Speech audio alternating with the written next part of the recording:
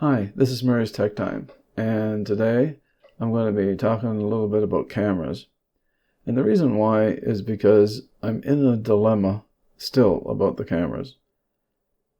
And I had the M100, the Canon M100, and I sort of liked it, but I didn't like the fact that the display flipped up. As whenever it flips up, it gets in the way of my monitors, so I can't quite see what's going on. So I wanted one that flipped to the side. So I went to get an SL2, but they didn't have any. So I ended up with an SL3. And I got these on Amazon warehouse deals. And so I've been playing with it and using it, and that's what you're looking at right now is on the SL3, the Canon SL3. But it was a little bit more money than what I wanted to spend. So this one's going to go back. And the reason why is because the 4K, it's only up to 24 frames per second, and that's it. It doesn't go up to 30. And I like shooting in 30, and if I want to take the 4K and then drop it down to 1080p, somebody was saying that it makes the picture better. So what I thought was, okay, maybe I'll try that. Well, I can't try it on this one because this one's only the 24 frames per second instead of 30 frames per second. And I was watching some reviews on it, and they said that makes it kind of like jump a little bit whenever you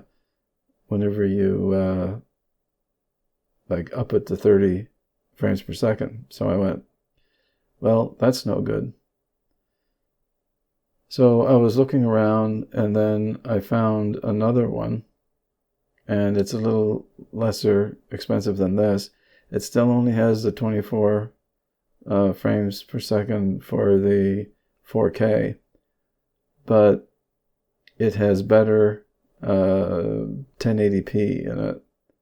So this one goes to 60 frames per second in 1080p, and so does the other one. And I thought, well, maybe if I bring it to 60 frames per second and then I drop it to 30, then maybe I might get myself a better, more stable picture at 60.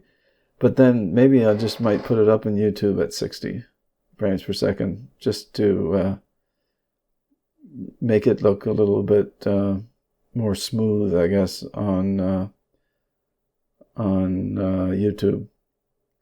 And then for that, I don't need to have this camera, which costs, well, about $110 more than what the other one does. And with that $110, I can get myself a few other little things for the studio. So that's what I'm going to do. I'm going to send this back, and I'm ordering the M50. I did have the M100, and the thing flipped up. Now the M50, it flips to the side. The display flips to the side, just like the SL3. And it's supposed to be a little smaller. Now, I don't really care about them being a little smaller. It's just, that's what they said it is. And let me see. That's pretty much what it is about the cameras. And then when I was watching Curtis Judd, I think it was last week, he got this microphone in and tested it. And if you want a test of how to do it, just go to his website and then just type in Takstar, was it SGC600? And he has it set up two different ways. One is on top of the camera, about, I can't remember how far away it is. He says it on the thing, on his video. I think it was around 4 feet. And I'm about 3 feet from mine, and I've got a different voice than what he has. So therefore, I want to try it on my camera. And both this camera and the M50 both have audio inputs for microphones, or microphoning, I should say.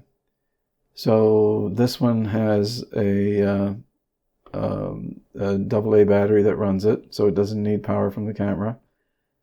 And it has a 10 dB pad and a 10 dB gain on it.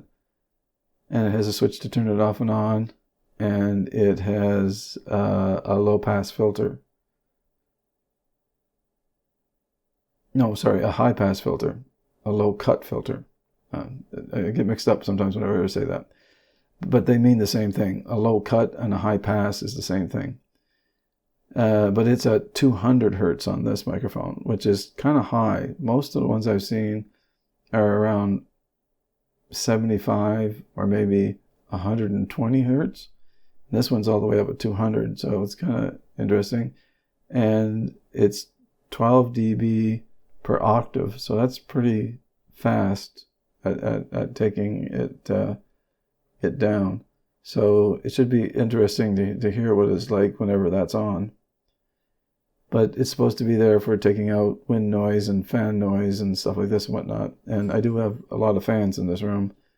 And since the computer's running, there's a lot of fans that are on right now. Let me see. The microphone is supercardioid. And it is like a mini shotgun that you put on top of your camera. Or, what Curtis Judd says, the better thing to do is to put it on a boom arm and then get it as close to you as possible within 18 to 24 inches away from your mouth. He says, and you get a much cleaner signal. And whenever he did that, it did sound a lot better. So that's what I'm going to try and do for my next video. I'm going to use this microphone. I'll probably be using this camera too. My other camera is not coming in until I think the 2nd or the 3rd of September.